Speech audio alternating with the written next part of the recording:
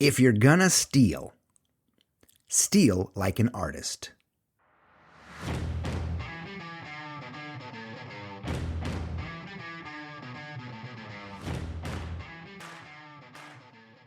Austin Kleon is a writer who draws. Austin is the best-selling author of a trilogy of illustrated books about creativity that have sold nearly 2 million copies and have been translated into over 30 languages, with the familiar titles of Steal Like an Artist, Show Your Work, and Keep Going. Austin has spoken for organizations such as Pixar, Netflix, South by Southwest, TEDx, and The Economist. And today, he is here with us. How are you doing? Good. How are you? I'm very well. It's been a long time since we bumped into each other. Yeah. Yeah.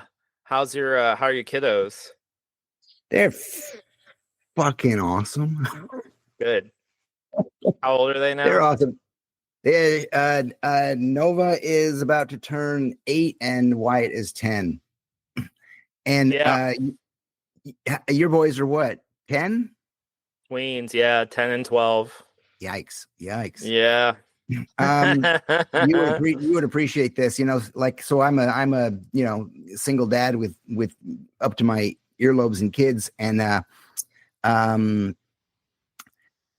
got to work sometimes, and they know it. And I'm like, and they're, kids, mine, I don't know about yours, but mine like to be indoors. And I'm like, guys, oh yeah, get outside, go outside.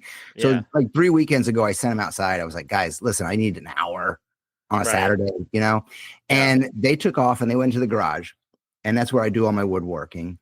And they came back like an hour later, 45 minutes later, and they came in sheepishly through the garage door, and they are rolling on a skateboard. They're rolling this fucking chair they made. Dowel legs, miniature, like their size, right? Plywood back, plywood seat, dowel. They cut it, they nail it, and Austin, the proportions were beautiful. That's awesome. Fucking made me cry. Yeah. They were like, yeah. Look what we did. So now it sits on a shelf prominently with a plant on it. So as it should. I was very proud of that. So yeah, mine are good. I'm assuming yours are well and healthy. Oh yeah. They're great indoorsmen too. Just that like their parents before them. My thing I've been saying to people recently is like, because everyone has like so much anxiety about their kids and whether they're on screens too much and that kind of thing. And I continue to tell people like they're doing exactly what I wanted to do when I was their age. Yeah. I wanted nothing more than to just be on my computer all day. And I grew up in the middle of a cornfield, and I took pigs to the county fair, and I had a very rural existence, but literally all I wanted to do is be in front of the computer. And now I'm 42, and all I want to do is be outside and like dig a hole in the ground. You know what I mean? So I'm like this idea that we aren't plastic, that we can't change, and how we're going to be one way is going to be how we are forever. I'm just like, So yeah, obviously it's a balance, but yeah, my kids want nothing more to do what I wanted to do when they were their age. And weirdly, they actually have the tools to do it. Like when I was a kid, you needed, like, I wanted to design video games. So it's like, well, how do you do that? I don't know. Like, I didn't even have dial-up internet yet, and my son codes whole games now, Cool. And so it's like, it's just an interesting time. And it always is, So yeah, it's crazy. It's weird. Cool. But yeah. Hey, the chair thing is great. That's wonderful. If you don't mind, I'm just going to let that be the beginning of this, and we'll just start chatting. That's great. Yeah. Cool. So, but I will start with a question that I really love asking everybody, which is very apropos. Austin, what made you weird as a kid? Oh, Great question. This is one of my favorite things that you've done, by the way, is what made you weird as a kid makes you great today. Like, I thought about that. My addition would be if you survive. What made me weird? I mean, I think all the things that make me weird now, which is just like I just love to I just, love to have my nose in a book. I love to draw, I love to write. I grew up in a place that fundamentally I felt like the things that I loved were not loved by the wider place. I didn't know what an artist was. I didn't know any artists. I didn't know any writers. I really didn't know many. I knew some musicians because of church. So like music in the church was kind of a big thing for me early on, because I'm like, oh well, this is a place where they actually care about something I care about. It might not be the kind of music I like, but it is music. And I think so. To me, what's interesting is I think it's just like being really into books and music and art and that kind of thing. And now, of course, I exist in a culture that, on the whole, doesn't value those things anymore either. So it's like, How it's did you're we used get to it. there? You're used to it. But yeah, I think just wanting to make stuff, not just wanting to make your own little world, was what made me weird. I wanted to be in my, and I loved, like, I just have always really loved just just researching and reading and just being curious about the world. And I felt like when I was growing up, a lot of people weren't very curious. They just kind of accepted life as, what it was, because that's, they just kind of accepted the default setting, you know. So I don't know. I think that's it. That was kind of vague. I wish I had like one thing. As soon as we get off the call, you're gonna go, oh I would shit, say I know one what it is. thing. Yeah. So your creative spirit wasn't particularly nurtured. Oh no, I actually think, I thought a lot about this because I just wrote this book. I just finished the manuscript for this book that's kind of about what I learned being with my kids. So I've been thinking a lot about my upbringing. I had parents who just were like I've actually thought about it, and I think one of the reasons that my work is so inclusive of all different kinds of creativity is that I saw people making stuff all the time. It just wasn't necessarily called art. Like, I had a dad who was kind of a frustrated creative person. I think when he was younger, I think if my dad if he had, picked up an instrument or something like that, I think he would have been a great musician. He's got a great voice. But I watched him like build a barn. I watched him like, buy a property and like terraform it into this like ranch, and that, I realized in hindsight, it was like insanely creative. I watched my mom. My mom was a home ec teacher, and then she was a high school principal. So she was always cooking and sewing and crafting and taking me to like antique fairs and stuff like that, stuff that, in hindsight, I was like, so I actually had really supportive parents. And I think part of the reason they were so supportive was they weren't necessarily sure what to do with me. And so they kind of just let me do what I wanted to do. And so I always felt love from home, just not the wider, like the town, the school, the whatever. But school was kind of when I was younger, school was kind of the bid for getting some sort of social currency. It's like, oh, well, if I do well in school, at least there's that I can like achieve things in that world. And so like for the first 21 years of my life, it's like, do good at school. And that's how you get a place in the world. And then for the rest of my life, it's been like, you blow school up.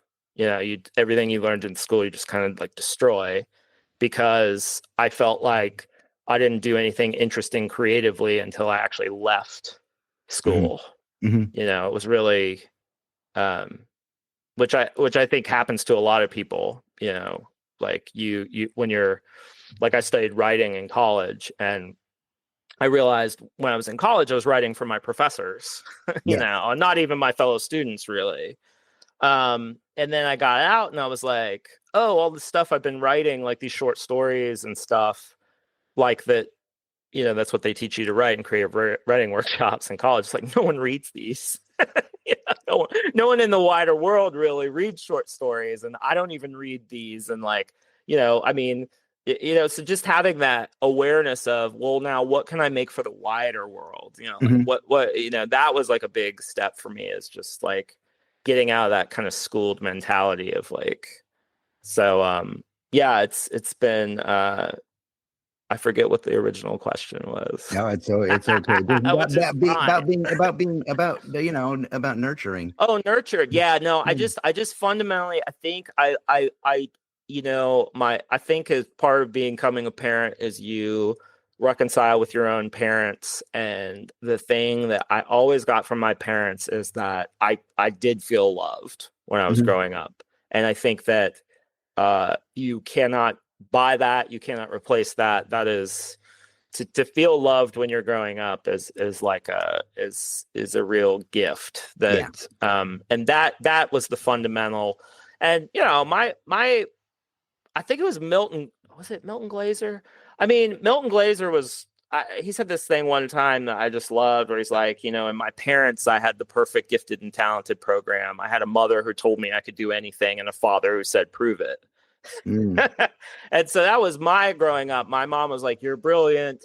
You can do anything. I'm going to get you all the resources you need, and you're special, and that kind of thing." And my dad was like, "It doesn't matter how smart you are. Like, no one cares. No one cares how smart you are.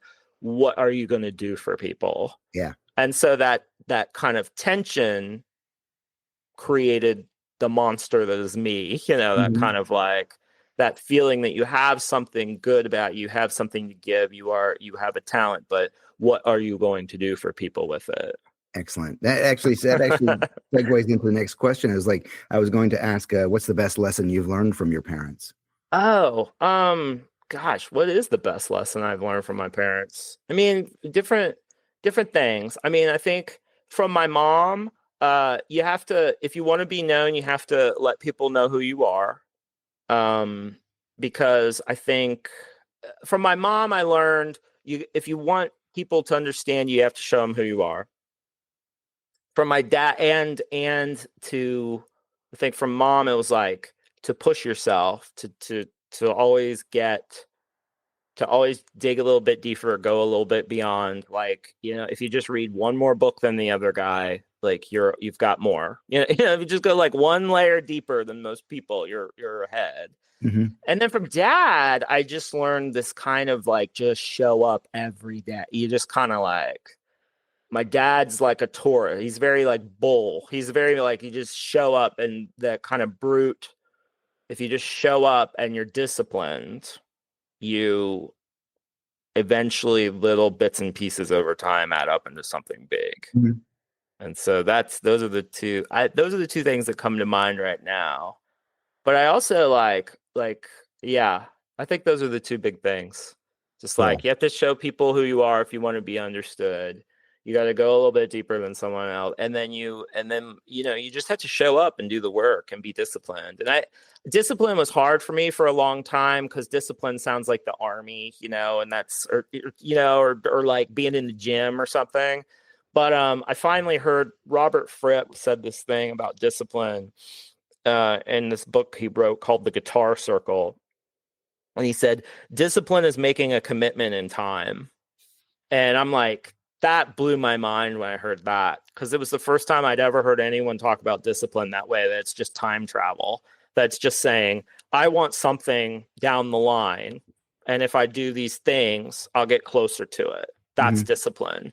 That Excellent. blew my mind. I'd never heard anyone say anything like that. Discipline is making a commitment in time. Very cool. Yeah. It's funny. I've been thinking about you since I first contacted you, and I think one of the reasons why I really wanted to speak with you and chat with you is I in some way see a very similar background, a very similar upcoming, and basically I'm saying I've loved you from afar for a long time, although we haven't seen each other in a while. Yes. Hey, you have a long-standing and deep connection with music. Yes. I love the that you're putting out mixtapes. I love the fucking names of the it's basically song names of, When You Hear It, or the October Country. My favorite Yes. is He's the Gardener, Not My Dad. Freaking That there's a good brilliant. story behind that, actually. Uh, Um, and I think like me, my early, not recognition, but one of my early practices as a hopeful, or not even a hopeful artist, it was just in me and I had to do it, was I spent a lot of time drawing and redrawing album covers. So I yes. think there's probably something similar there. So my question is, why not, why aren't you professionally a Yeah. musician? Why am I not a musician? It's a great question. I think cowardice in a lot of ways. Uh, I think when I was younger, the thing, it's interesting. I understand music deeply. I'm a decent musician, like, but it doesn't quite pour out of me the way that other stuff does. That's one answer.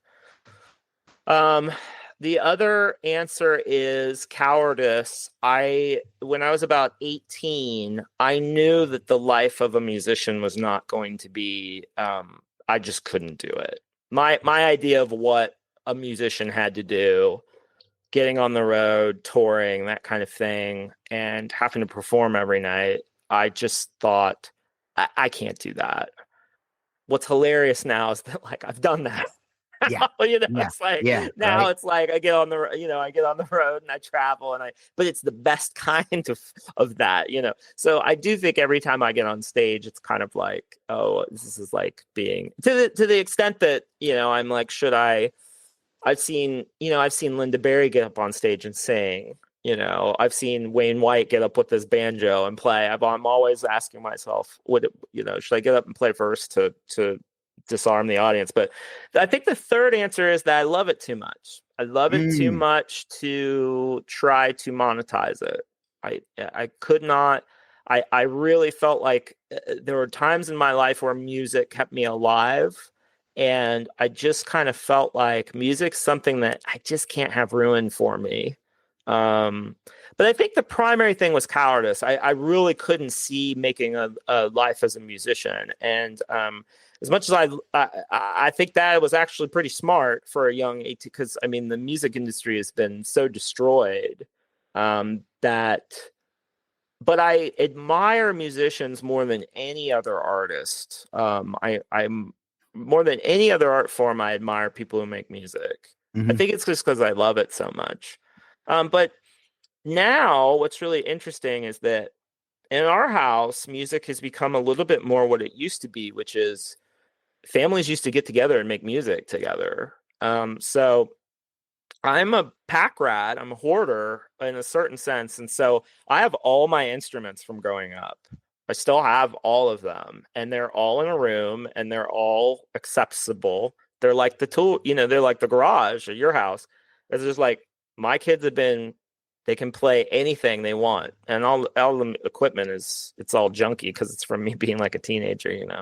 And Mhm. so now I play music with my boys, and that is, and my oldest is a just a natural born musician, and so now I get to share that through them, and that has been one of the great joys, is to watch them come alive to music and be able to share with them. And I raised them in this kind of weird way where I didn't really push, like, I got all the boomer music when I was growing up because my parents, that's there. So I got all the Motown, Beatles, Mhm. even, Bruce Springsteen, Jimi Hendrix, all that stuff, like, from my parents. And I didn't play my kids the Beatles. For one thing, they never really responded to guitar music that much. But my son, when he was about 4 or 5, loved Kraftwerk, and I had never really been into Kraftwerk, and so I raised them on electronic. So we started with Kraftwerk, and then and then my youngest is really into Beethoven and like classical stuff. So I kind of like raised them on electronic and classical. And so now they come at music from this whole different, like, side that I came from, you know, because I was so like two guitars, a bass, and a drum. That was my idea of music. And like they came from this whole different wave. So it's been a way for me to experience. I think a lot of parents, they want to relive things through their kids. Mhm. And for me, I've used my kids to experience things that I haven't experienced yet. You know, like I'm interested, like I got to dive deep into Kraftwerk and electronica and classical music and stuff like that. So like for me, it's like a second life. It's a second act in a sense with music, is to get into all this different music. So I just think it's the only, and in my darkest moments, I think that music is the only reason we exist. Like we were here to make music. But then I listen to the birds and I'm like, well, it was already here. You know? So I don't Well, know. It's just the great passion of my life. I'm glad you asked about it. it's probably us early on, us imitating birds, Yeah. right? Yeah. The same way woodwinds and trombones came to mimic the human voice, right? And thunder and lightning crashing Yeah. and the way the trees rustle, yeah, all that stuff you hear. And it's, yeah, and it's but well, what you said about making album covers, this is really interesting to me, because some of the artists I know, like Bob Pollard, the leader of Gaia by Voices, I mean, the way they started making music is he would make fake album covers for bands that didn't exist, right? And then you'd look at the cover and say, well, what goes in this? Yeah. And then my friend Winston Smith, who's a collage artist, and he started out in San Francisco making flyers for fake bands and just putting them up, and that's how he kind of got to be known. And then he started making flyers for real bands, you know. And I think that with music, I think the reason I like the mixtape so much is it's like making an album without having to write the music. You know, Mhm. I get to do the artwork, I get to do the sequencing, the track listing. And if you look at the back of my books, it looks like a track list. I mean, my books are square and they have like a list of 10 on the back. It's like a CD Yeah. or a record, you know. So Yeah. I think in some ways my books are just an attempt to make the albums that I didn't make. Awesome. Really. One of the things I thought about this often, as a musician, you basically have to practice, but on stage, Hmm. which is fucking frightening. You know, Yeah. we get to sit in our studio or our, you know, barn or our shed or our whatever, creating, and then go, hey, look what I made, you know. Right. And even for me early on as a book jacket designer, the fascinating thing was to be able to make this thing, get it reproduced, you know, tens or hundreds of thousands of times, and it just goes, and I don't have to stand there next to it. Right. You don't have to table. Yeah. My nightmare is sitting at a table with my stuff. You know, I've done that. And I just like, I always feel bad for cartoonists, because cartoonists like have these things called, you know, the conventions Yeah. where, you know, they'll sit there with their stuff. And that to me is always my nightmare, is to just sit at a table in a big conference room with my books and just watch people go by. Like that's my nightmare, basically. Yeah, it's weird. I think that's you know, that's another that's a why I'm not a musician. I always loved recording and writing. That was I like that way more than performing. I thought performing was like, you know, again, my dad used to say, why don't you write something with the beat to it, like that people could dance to? Shut up, dad. You know, like what, you know, I'm over here strumming, you know. But yeah, I would like my dream, like I still have my little Tascam 4-track. For the youngins who are listening, a 4-track is a little box that had a cassette that you put the cassette in there, and it recorded on both sides of the tape at the same time. So you have 4 tracks, and then you could record 1 track at a time. And anyway, now you can do it on that's what GarageBand is now. But I still have my 4-track, and that was my happy place, is sitting at that Tascam 4-track and just making it, you know, making 1 track, doing another track, building up a sound, you know, doing a song. That was like my happy place, you know. That was just where I wanted to be when I was a teenager. But to be on stage, that wasn't as attractive to me. Understood. Yeah. Although like you said, I particularly love being on stage. I do love being on stage too. I mean, there is I have enough of a hole in me that I want people to love me. And I want to make people, I fundamentally have I think that's why I like watching stand-up comedy so much, is because really all I want to do when I go on stage is just to get one laugh. I just want one laugh. Like Yeah. if I can get one laugh, and if I can get it within 5 minutes, actually even within 2 minutes, then the talk goes well. Like as long as I can get them to laugh within 2 minutes, it's like great. But that's like when I go on stage, that's all I really want. As a warm up or a study unit before I went on stage, I often would watch Eddie Izzard on stage. Oh yeah. Just how he could control an audience Right. was just fucking brilliant. I think anyone who speaks for a living really needs to watch a lot of stand up, and then they need to not try to be funny. Is to study stand up and study the way that callbacks, and just and the way things are structured, and the way that comedians learn to wait for reaction, and just there's so much to learn from stand up. I really think that like anyone who gets on stage, like really, like I think for me, watching stand up has made me a better speaker. I still don't think I'm that great of a speaker, but like I to me it's just like get on stage, be yourself, try to, you know, try to I think in some ways the comedian's trying to help you access. He's trying to make the world look strange, and I think when I get on stage, my message is just like, you can do this. You can do this. Mhm. You can, it's this way. It could be this way. We think about it this way. It could be this way. That's like the fundamental structure. I learned that from Nancy Duarte. She had this book where she just explained, most of her public speeches were like, we think about it this way, it could be this way. How it is, how it could be. And that's the fundamental switch. By the end of the talk, I want you to think about it this way.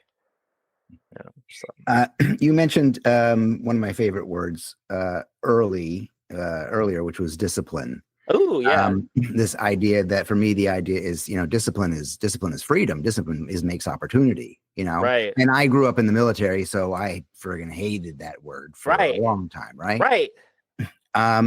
But two questions about discipline. One is I believe you have a fairly tight daily practice from the moment you get up to, and all of these things help in creating. Even though you've got road behind you, experience, daily practice, talk to me about doubt and fear. Oh, it's just so natural. I've thought so much about this lately. I don't think anyone who's any good doesn't deal with it, because what the artist has to do is two things, I think, or any creative person. You have to be the parent, you have to be the kid, and you have to be the adult, right? And the kid, it's like kids don't think about art when they're making stuff. They just went out and made a chair. We can make a chair. Boom. Don't think about it. Just, draw. When my kid, when Jules was 4, he drew like Picasso. I mean, just like, or how you think Picasso would do it. It's like, piece of paper, look at it, throw it over your shoulder, start another one.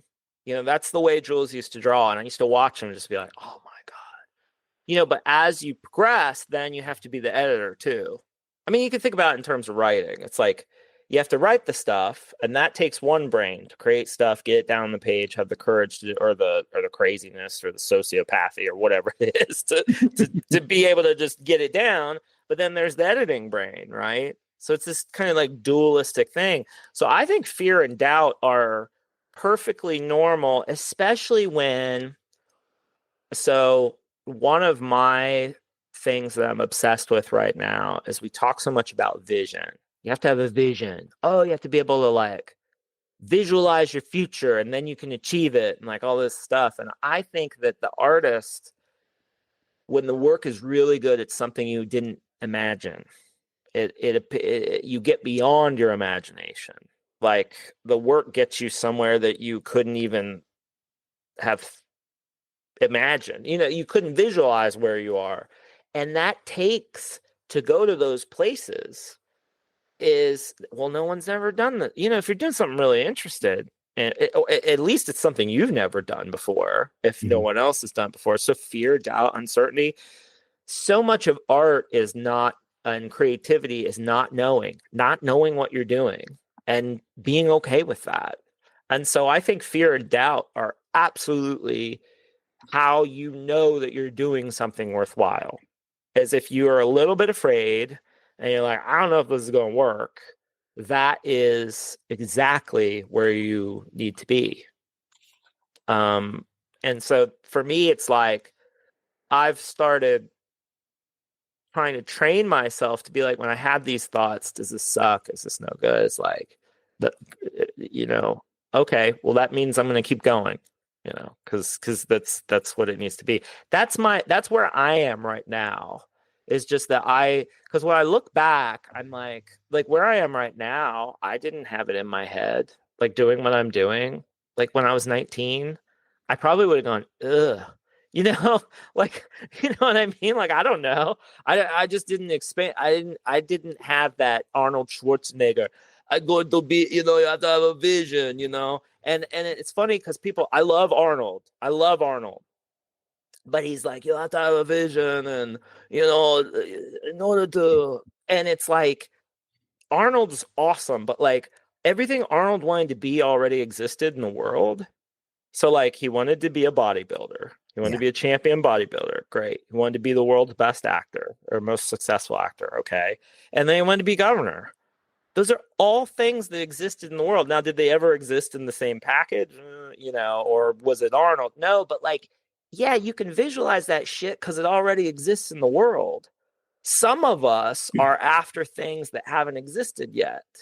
And that is a different business, right?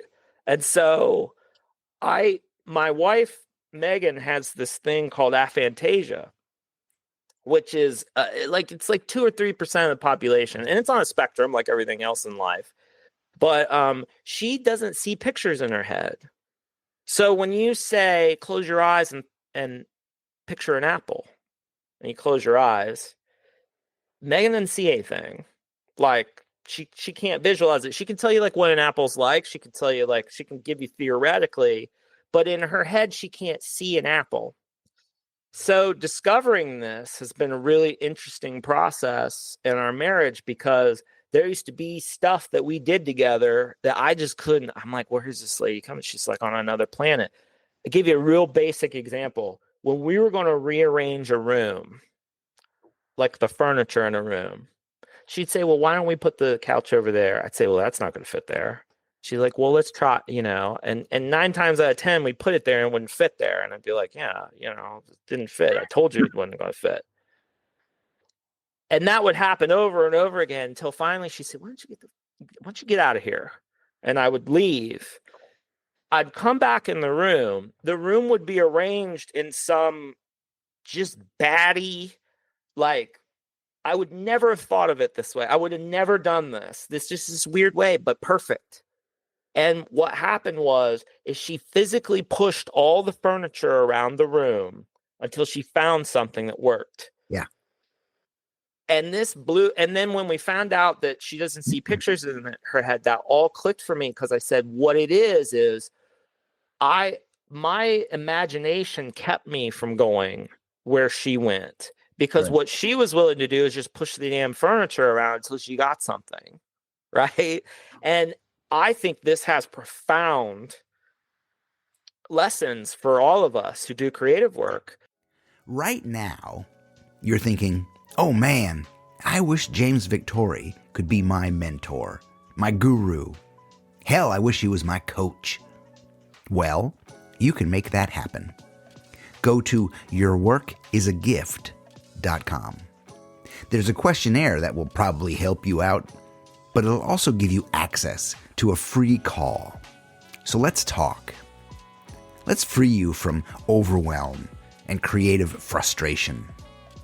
Let's build your business and help you get paid to do what you love. Again, go to yourworkisagift.com. Let's talk. Because we focus so much on what's in our head and trying to get what's in our head onto the page. And what we ought to be doing is pushing stuff around on the page more. It's going right to work, moving things around until something appears that we like. That they're like, that's it. And so that has been, I'd say, even in the past 2 or 3 years, even, this has been a great. And Ed Catmull, one of the co-founders of Pixar, has aphantasia and has written in his book, I think it's called Creativity Incorporated. Yeah. He's written about this and how many animators actually have it. And he would say, you know, most people would think, oh my God, you can't make pictures in your head. Well, you can't be an artist. He's like, far from it. How many people, even with pictures in their heads, can draw what's in their head? Like, he's like, you know, that's not actually what it's about. It's like, it's much more of a struggle to get things down. You know what I mean? It was interesting hearing him talk about it. And it's a great superpower. See, I know you're into this too. Anything that's a weakness in one context becomes a superpower in another context, right? So like with writers, aphantasia, it's fantastic because there's no picture in your head that you have to describe on the page. A lot of aphantasiacs just think in radio. They just have a voice going in their head. So the job is to transcribe the voice instead of to get the picture into words. So anyway, this has been like one of the things that's just like blown my mind. So for me, it's like, I don't worry too much anymore. And I'm a visualizer. I'm a person who sees things in my head, and I can flip through my books in my head. I can be like, you know, that's how my brain works. I'm actually an extremely visual thinker, but I've started being like, okay, that's a good starting point. What was in your head? But what you really need to be alive to is what's happening when you go to the page, what's happening when you go to the screen, right? And I think that would have served me as a kid, as a musician, because what I could have done is said, well, this is kind of how I want the song to be. But when my buddy and I get together and we're jamming, it's going to go somewhere else. And that's what we're supposed to do. And that's the other thing I've learned about collaboration, is that I used to think collaboration was about getting other people to achieve my vision. And with more people, I could get my vision together, right? And now that I'm older, it's like collaboration, true collaboration, is John and Paul, right? John could get one place with his own songs. Paul could get another place. When they got together, they got somewhere that neither of them could get alone, right? And for anyone young that's listening, Beatles, John Lennon, Paul McCartney. But yeah, that's... you are so funny, because this morning I was going over my notes and I was like, oh, let me pull this out. I went into my quote unquote library. I do not have as many books as you probably, but I went into my library and I pulled out a favorite, and it's called Comfortable with Uncertainty. Oh, Pema Chodron. Oh yeah. About not knowing what's next. And I was going to ask if that resonated with you. I think it's everything. I think it's everything in creative work, and I think it's everything in life, is to be fundamentally okay with uncertainty and to move forward anyway. Donald Barthelme called it not knowing, not dash knowing. Art is a process of not knowing. It's not knowing what you're doing. And I think in the early days, we do that automatically when we're younger. Like Orson Welles talked about Citizen Kane. They're like, how'd you do this? You were 25. He's like, I didn't know what I was doing. Yeah. He's like, I didn't know there were things you couldn't do. Yeah. I didn't know there were rules. I didn't know that some things were impossible. We did the impossible because we didn't know it was impossible. And the guys who worked on Star Wars, they said the same thing. It's like, we didn't, George just was like, do this thing. And we're like, okay, and so when we're young, we don't know enough to know that we don't know what we're doing. We're just doing it, So the real challenge in middle age, I think, becomes, how do you get back to that place of not knowing? And that's what all the Zen stuff, that's what all the Buddhism and all the spiritual teachings, that's what Socrates said, his wisdom that was, he knew that he didn't know, to try to get back to that place of not knowing. And it could be something like, I'm reading the Crumb biography, the Robert Crumb biography that Dan Nadel wrote. It's fantastic. But, and like Crumb's second act, he picks up a brush. He'd been doing with a nib, the old school, like, crow quill Yeah, the quill. nib.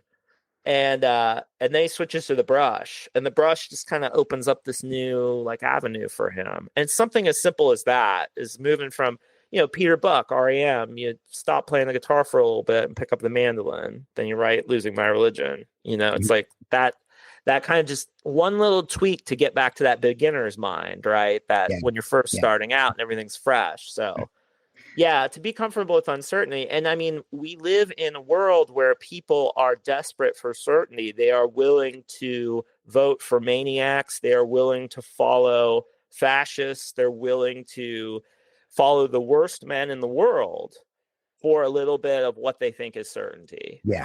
And the way that you oppress people, the way that you get them to follow you is to project certainty. Mm-hmm. We're going to bring certainty back into your life. And it's a powerful thing. If you that's how these guys do it. Yeah. And it's all men, it's men saying, I know what we need. I know how I will do this for you. And so I think that part of our spiritual training, for sure, for everyone, is to get comfortable with uncertainty, for sure. Mm-hmm. Because if you don't, if all you want in life is certainty, you can be easily manipulated. Yeah. That's the other thing. I've written about it in a number of ways, and one of the things I say is that your search for comfort and security will fucking kill you. Yeah, it'll destroy something. Yeah, probably something in here. Yeah. Hey, do you know the early Jack White song, "Little Room"? I can recite it from heart. Well, you're in a little room and you're working on something good, but if it's really good, you're going to need a bigger room. And when you're in the bigger room, you might not know what to do. You might have to think of how you got started sitting in your little room. Beautiful. and the instrumentation on it, which is a wind-up monkey, is freaking brilliant. It's just a bass drum. Yeah. Right?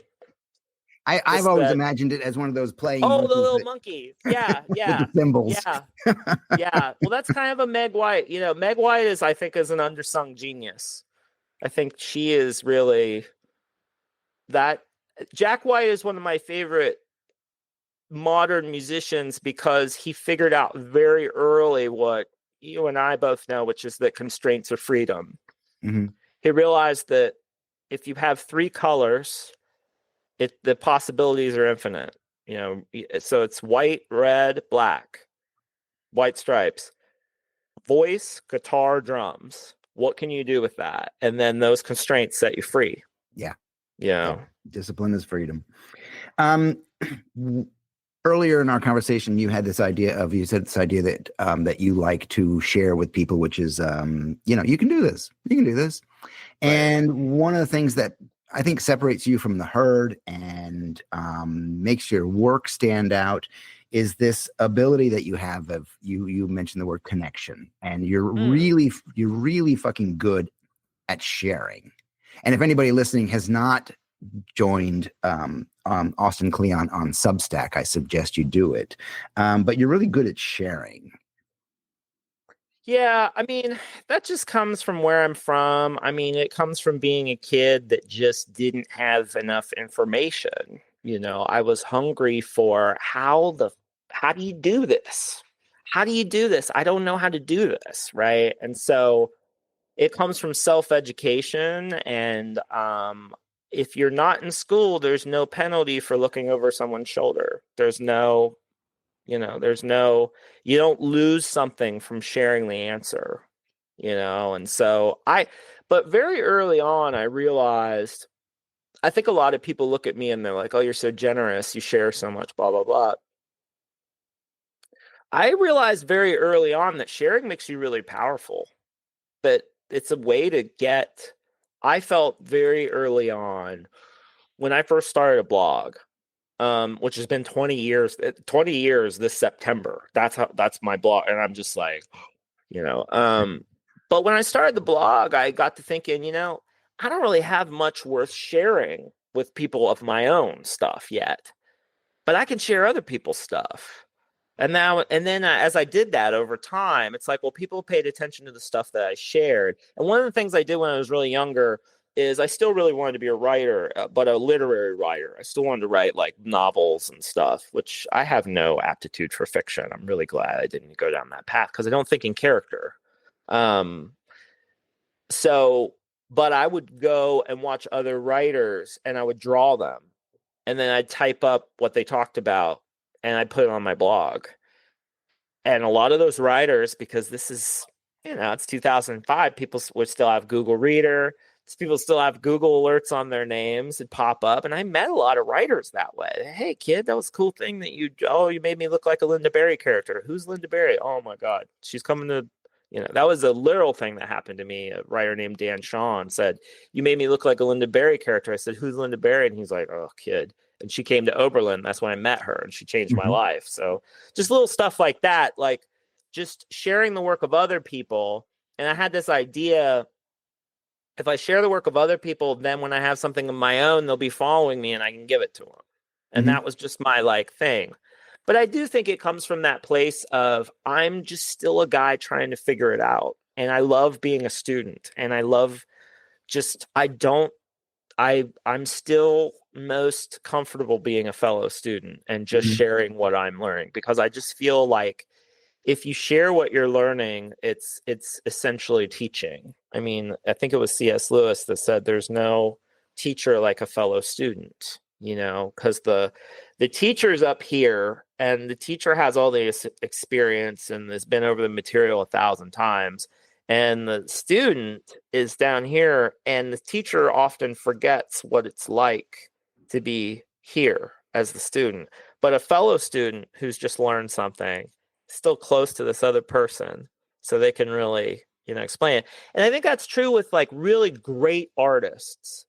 They can't teach you anything because they couldn't, like, great artists often need an interpreter in between to kind of like tell you what's going on. Like R. Crumb can't tell you anything about how he works. He can, you can watch him work and he can give you his work, but he's not going to be able to teach you how to be R. Crumb. Yeah. But Dan Nadel could come in and say, this is what Crumb's doing. This is what he's, and he can kind of interpret. So part of the thing, like one of the things like with me is I'm always like, I think whether my work is any good or not doesn't fucking matter, because what I'm doing is I'm sharing what it's like to make stuff and struggle, and it's enough for people that, it doesn't matter whether my work is any good or not. Here's what I'm studying. Here's working from you. It might work for you. You know what I mean? And so that's been a big leap for me too. So that's why it's really important for me to share the mixtapes, to share the goofy prints I'm doing, that it's like me teaching myself color and all that stuff. It's that's why I don't sit on things. That's why I do the show your work stuff. It's because it doesn't matter. It's like it's the sharing that really activates the people's minds and gets them to want to do stuff. Like all I want for people who read my books or I just want people to turn around and say, I'm going to go do my stuff now. That's it. Like I want to do my thing now. Yeah. And that's it. And that's the power of sharing what you're doing, is it's infectious. You see someone who's activated, who's paying attention to the world, that's making stuff, and it makes you want to be activated, makes you want to pay attention to the world, and it makes you want to do stuff. Excellent. Yeah, that was funny because my next question was about always being a student, because I could see that I can see that in you. So always a student, never no guru, no teacher, no expert, always a student, always willing to and I feel that way with my kids. I really with my kids, I'm like, I always think of Kurt Vonnegut when his kids complained to him. He said, I just got here myself. Right? Like, I just got here too, but it's really important for me with my kids to be like, hey, I mess up. I'm sorry I yelled. I should not yell.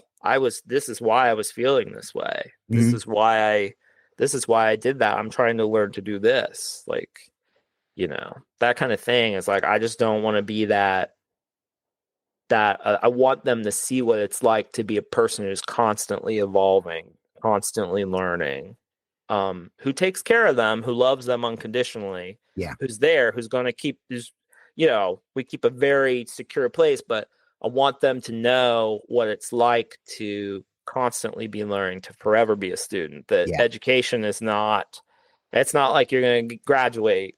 There's no graduation. Yeah. Ever. Yeah. I'm just trying to teach my kids I'm trying to teach my kids what I never learned, which was just to love to learn. Yeah. Right. I didn't have that. I didn't have anybody tell me why I was doing this shit. It was just doing. Right. Yeah. Just doing. Yeah. Just do it. Just go sit down at school. Yeah. There's a great line in you remember that show Dinosaurs with oh god, it was really big when I was like a little kid. Yeah. And but the first pilot, I watched it with the kid, and then we didn't watch it anymore. But Earl Sinclair says to his son's getting in trouble. School, he goes, "Son, school is not a place you go to ask questions. School is a place to be out of this house." That's pretty much it. That's kind of our attitude at home. It's like learning happens all the time. School is a place you go to be out of this house. I was lucky when I was in my early 20s in New York that I had a mentor who was in his 60s, and he was an amazing graphic designer, a master at the craft. But he was first a jazz man. He played in a band, and he knew all the guys. So, I got to meet and hang out with Tony Bennett, and, some like really amazing opportunities. But he turned me on to jazz. And one of the things that I always respected about that was like learning about these guys, the lives of the artists, and learning reading about them in, a number of times reading in interviews, whether it was Miles Davis or Chet Baker, the whole idea of what they would talk about when somebody brought up the word practice, and they would say, practice, man, you're just going to get good. Don't do that. just do it. Just do it. Everyone should remember that musicians call it playing, right? You don't play music. You play music, right? Yeah. Yeah, I love those. Yeah, jazz is great too, because like whenever Miles Davis knew a new sound, you just got a new band. Always evolving. The ultimate Gemini, May Gemini, just constant evolving. And the other big lesson of jazz is don't do heroin. Don't do it, kids. True. Just don't do it. True. The list in I forget which book you would like, Shades of Blue. 3 Shades of Blue. I know it. Yeah, that book's great. And the list of musicians lost to drugs, it's like, oh my God. Yeah. But that I love that book, because watching Bill, it's really hard to do in a book to take 3 strands and have them, Coltrane, Davis and Bill Evans, like having them come together and then come apart. Like, so hard to do in a book, to do multiple lives. I love that book. But yeah, jazz is something that only really started understanding when I was older. Yeah.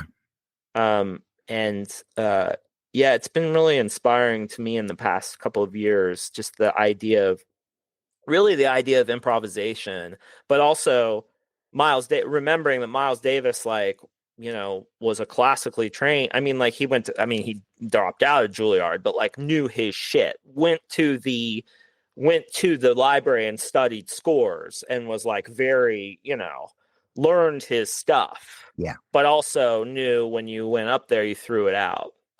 Yeah. First learn everything, then forget it. Then play. Toss it, and then play. Yeah. Constant play. Yeah. Brilliant. Hey, I got, I don't want to keep you forever, but I got a little bit left here. Here's a big question. Can art save lives? Yeah. And I think that, I'm not a person who thinks art can save the world. I think it can save people. I have friends who are very much like, art can save the world. We need art to blah, blah, blah. And I think that art is, I think art saves your life.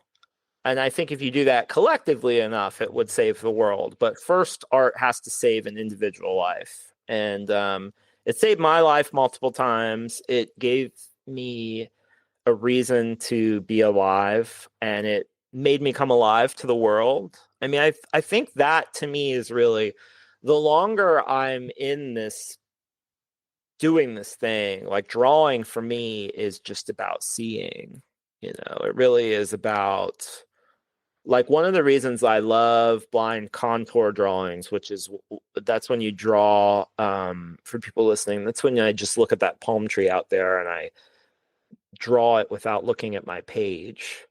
That is the best training I've found for like a someone who's learning to draw, because it really teaches you to look at stuff and really see. And to me, that's all I want to do. And that's what I think really great art does, is it just helps you see the world a little bit differently. Yeah. I mean, there's stuff that, when you come out of a David Hockney show, you just see the world like a David Hockney. You have that experience finally. And I have friends who are, you're just trying to like, I just really feel that the best art just makes you alive to the world. It just makes you feel more alive. That's it. And I think that's how it saves your life, is it gives you the experience of being alive. And I think at its best, and so, I don't think it's going to save the world, though. I just think it can save a person. And I think that's when I go on stage, I heard maybe it was Mel Robbins or something. It was very unexpected. It was in the New York Times article about how musicians and comedians warm up before they go on stage. You were mentioning, warming up before you go on stage. And Mel Robbins, I think, said, I just try to think about the one person that needs to hear what I'm about to say. And I just talk to them, And I think that is the great advice for writers, for sure. Think about that. You don't think about like a whole big group of people that you're trying to write to. Oh, I'm trying to write to women 18 to 36 years old that live in the Midwest. No. You then think about like one person and write for them. Yeah. Right? Who's that one person? And if you can write for that one perfect reader, like your stuff gets so much better. That one person you're trying to reach. I think it's really powerful. That's a trick that I try to keep in mind. Well, it turns it into honest communication. Definitely. And not just, because that's what's so cool about. I just love I still love books, because you just put this stuff on a page and it just sits on the shelf, but it has a shelf life. It doesn't come alive until someone picks it up. It's incomplete. Like a book is incomplete. Like when I finish a book, it's not done yet. It's not done until you pick it up and you turn the pages. And that to me is just like, it's like magic. It's like, it is. It's like magic. It's like the book only becomes activated when you're there, when someone's turning the pages. And I just think that's like, I think that's why I've, it makes me happy that I've still done it, because as much as people worry about books, I just think that, like, when I pick up Don Quixote, I'm just like, this book is like 400 years old, 500 years old. And like, here's Sancho and the Don, and they come alive on the page. And it's just because I'm holding it. I'm the one doing it. My dad actually just started reading novels. He'd never read novels before, like other than like being in school. But he called me one day, we were talking on the phone, and he said, I started reading a novel. I said, what? Really? I'm like, tell me about this, Dad. He said, yeah. He's like, you just read it and it's like a movie, only you're the one making the movie. And I was like, yeah, you're right, Dad. And so so for his birthday, I like sent him a big Amazon gift card. I was like, order more of those books. More of those things. So Get cool. more of those things. But he's old enough now that he's like, he wants to sit in a chair and read. And so and again, it's like that thing we were talking about earlier, this idea that life, you're just never done. You're always a student. You can always do new things. Like my dad reading novels in his 70s. I'm like, this is just the coolest shit ever. I'm so jacked on it. I'm like so awesome. Happy. That's awesome. Yeah, that's what I find. I love the sense or the sensibility that I get from reading Rumi or Ralph Waldo Emerson, that they're just reaching out and talking to me, which is so powerful. And I really do think they are, particularly talking to me, Oh yeah. James, listen, Yeah. listen. I mean, So Mary Oliver said, yeah, all my friends they weren't people I knew. All my friends growing up was Whitman, you know. yeah. Whitman was my friend. You know, like and I still, when there's that really cheesy, I don't even know how cheesy it is. I think it's that thing where things are shared so much that they become cliched and then they have to, but there's that part in Catcher in the Rye where Holden says, when you read a really great book, it feels like you could call the author up and Yeah. on the phone. And I just think that is, it's a voice. It's a human being, who's put themselves on the page in a way that they're alive to you. And I think that's my friend Chris Glass made this. It's in Steal Like an Artist. It's a shirt and it says "Here to make friends." and that's, to me, that's why I read. I want more friends. I want to hear from really smart, beautiful, weirdo friends. I want to make friends. That's kind of what it is. And when I do one of my books, I'm just trying to be the best, most helpful version of myself. Because in everyday life, that's the other thing about writing is, in everyday life, I'm kind of a cranky, curmudgeonly, not super helpful guy. So on the page, I'm just trying to be who I wish I was in real life. Yeah. You like me, you love your solitude, but you suffer for your solitude. Absolutely. It is very difficult to be a misanthropic extrovert. You hate people, but you need them. Yeah.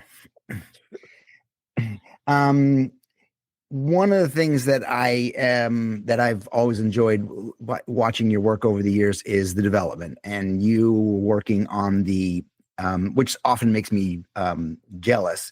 Working on your craft and seeing it change, and recently seeing fucking, like, I'm like, wait, he's doing color now? That bitch. Like,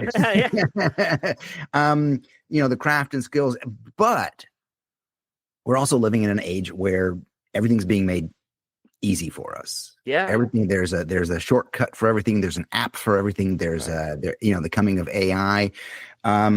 You have thoughts on the craft and the skill and using you're connecting your hand and your brain? Yeah, I just think that intelligence is located in the body. It's an embodied thing. Human intelligence in particular is a thing that is deeply connected to the fact that we have bodies, and bodies that are going to wear out and die after time. I think this is a fundamental, our intelligence, our whole way of being on this planet is that we are creatures that know that we're going to die one day. And that fundamentally makes us if you want to, I love Ernest Becker's The Denial of Death. It's one of my favorite books. I just think that if you can kind of look at human beings as creatures who know they're going to die one day, and they do everything to forget it. Like, everything you look at is a dodge of that fundamental fact. But when it comes to actually but to back up, I know that my hand is smarter than my brain. I know that my hand tells my brains things that it didn't know, and that the two of them together are really something. But Daniel Clowes, the cartoonist, he talks about how style is what happens between your brain and your hand, the disconnect. That's your style. Like, whatever you had in your mind, but what comes out of the pen, that distance is kind of like your style. And I love that. But I think that the more, when I first started the blog 20 years ago, I had this feeling that if I do things by hand, back then you had to, like, camera phones weren't good enough, and you had to have like a scanner and stuff. And then you had to make an image that wouldn't choke up the server and stuff. There was a real art to putting images on the internet back then. But I thought that if I do things by hand, it'll communicate that a human made it, even 20 years ago. And it's even more true now, is that I just think that things that are made by hand, people know. They just know. And I think that it communicates quicker. And when I make a book, I'm always trying to bring my hand into it as much as I can. Um, but I think that as far as doing things that are hard, friction, my friend Alan writes about this really well, Alan Jacobs. We need friction and tension to create things. We need, like, people just need to, like, a basic physics lesson. Like when you ride your bike, it's the right amount of friction.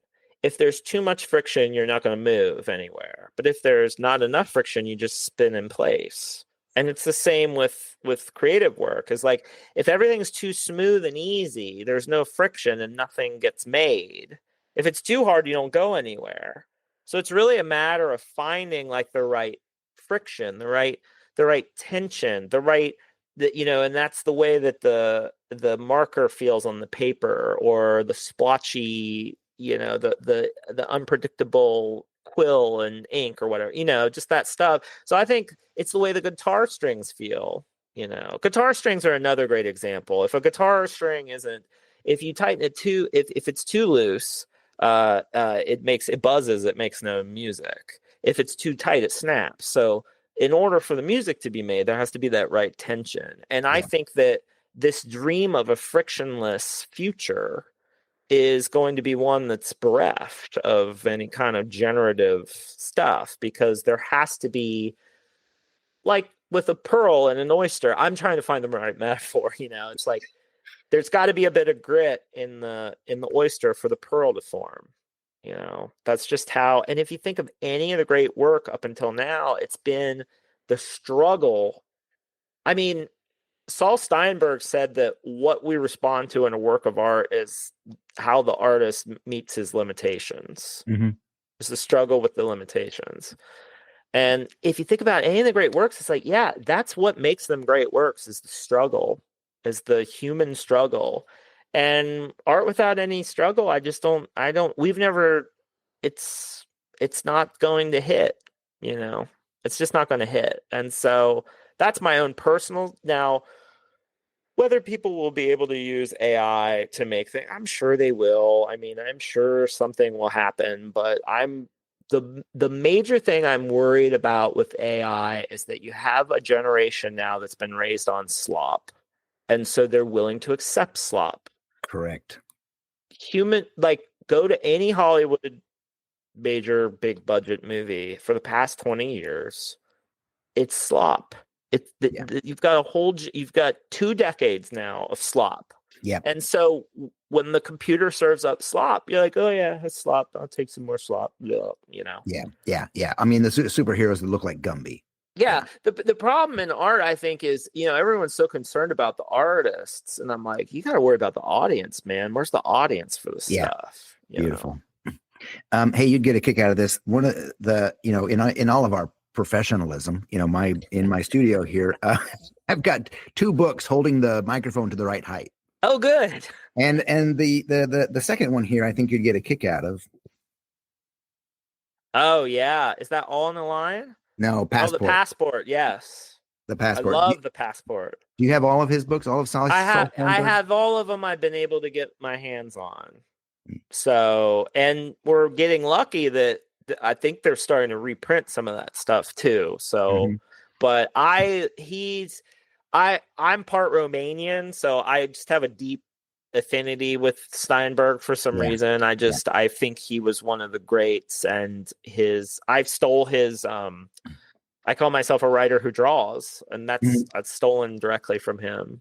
Yeah. So I love him, and I love seeing his it's funny that he's not more influential these days. I see it in Leanna Fink's work a lot, the cartoonist, the New Yorker cartoonist Leanna Fink. I don't know that people would make that connect, but I see a lot of that happening. I mean, your heroes are, and they were all, he's one of the big ones for me. Yeah, I have a couple of Saul Steinberg stories. I won't go into them now, but one was for a year I was the creative director for the op-ed page of the New York Times. Oh, And so I got to call everybody and ask them Yeah. to, ask them to be involved. And I called him for one particular piece that made perfect sense to me. And he gets on the phone and I explained the project to him. And he said, "Oh, you want me to illustrate somebody else's work? No, Yeah. thank you." And hung up the phone. Right. Yeah. I mean, I went through a phase of, I read these biographies by these men whose work I adore. And I think within within 5 years, there was like a Steinberg documentary, or there was a Steinberg biography, there was a Kurt Vonnegut biography, and there was a Charles Schultz biography. And I was like, the best of us is in the work. Yes. The best of us is in the work. Yeah, some of the guys you don't want to get to know. People are always, we're in this culture now where it's like, oh, I'm like, look, the best these people have to give us is in their work. Yes. That's why they're artists. Yeah. Like, it's in the work. I could talk books with you for hours, but just going to quickly, before I get my last question, just quickly drop one name. Have you read any Dalton Trumbo? No. Oh, that's a blank spot for me. Oh my Lord. I'll write that down. No, don't do it. I'll send it to you. Okay. Some of the best writing I have ever experienced, and it's a book of letters that he wrote. Oh, I love letters because. Oh, yes. Okay, last question. What is a beautiful future for you? Oh, a beautiful future for me is that I get to get up tomorrow and write in my diary and take a walk with my wife and then come out to the studio. Success is just getting to do it over and over again for me. That's the beautiful future. I am a long-term pessimist, short-term optimist. I really think we're doomed. I really think that the human race is doomed. And more importantly, I think we're all going to die. And so we're doomed inevitably. But I just really believe in the possibility of the day. I just really believe in the possibility of juicing the day for all it's worth. And I think that if you get another day, that is a beautiful thing. So one of the things I'm trying to teach my kids is I don't worry about the world after dinner time. I don't like after dinner, no problems after dinner. It's just reading and watching TV or drawing or doodling or whatever. The goal after dinner is to get to breakfast. Yeah. And so, yeah, a beautiful future to me is one where you just, Steve Albini died almost just to the year. And he just said success is getting to do it over and over again. And for me, it's just like the repetition, just getting to get up tomorrow, say hi to the kids, go for a walk, have an experience on the page. That's the beautiful future I can envision. That's as far as I can get. Excellent. Austin Kleon, thank you very much. I appreciate it. This was fun, James. It's good to see you. Good to see you. We'll have for the questions. plan something else. Thank you for being here. Sounds good. Okay, bye.